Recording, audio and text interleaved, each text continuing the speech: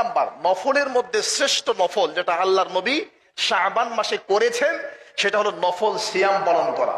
এই মর্মে আপনাকে 4টা হাদিস শোনাচ্ছি, খুব ভালো করে শুনবেন এবং এখানে একটা সমাধান আসতে হবে।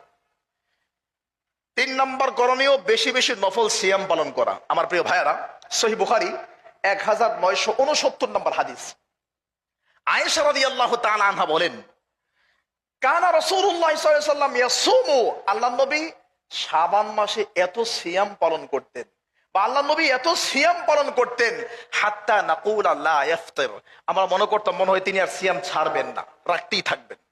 ওয়া ইফতিরু, আবার মাঝে মধ্যে সিয়াম এমন ভাবে ছেড়ে দিতেন, হাত্তা নাকুল লা ইয়াসুমু, মনে করতাম মনে হয় সিয়াম রাখবেন না। এরপরে তিনি বলছেন, ওয়ামাস্তাকমালা রাসূলুল্লাহ সাল্লাল্লাহু আলাইহি ওয়াসাল্লাম শাহরা, আল্লাহর নবী কোন মাস পরিপূর্ণ সিয়াম রাখেন নাই রমজান ছাড়া, শুধু রমজান মাসটাই পরিপূর্ণ সিয়াম রাখছেন।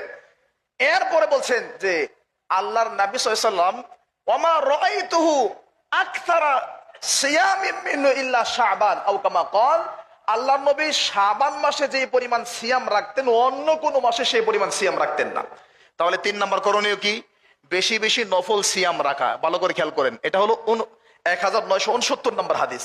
এবার সহিহ বুখারী 1970 নম্বর হাদিস, রাসূলুল্লাহ সাল্লাল্লাহু আলাইহি ওয়াসাল্লামের একই কথা যে নবী সাল্লাল্লাহু আলাইহি ওয়াসাল্লাম রমাদানের পরে শাবান মাসে যেই পরিমাণ সিয়াম রাখতেন অন্য কোনো মাসে সেই পরিমাণ সিয়াম রাখতেন না। তার মানে 2-3টা বাদ দিয়ে হয়তো পুরো শাবান মাসটা তিনি সিয়াম রাখতেন। যেমন আসছে কানা ইয়াসুমু শাবানা কুল্লাহ, আল্লাহ নবী সম্পূর্ণ শাবান মাসটাই সিয়াম রাখতেন, এ কথা আসছে।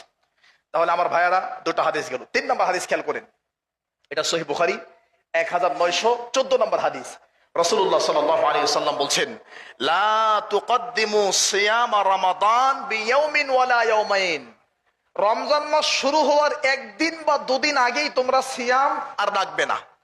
রমজান শুরু হওয়ার 1 দিন 2 দিন আগেই সিয়াম রাখা ছেড়ে দিবে।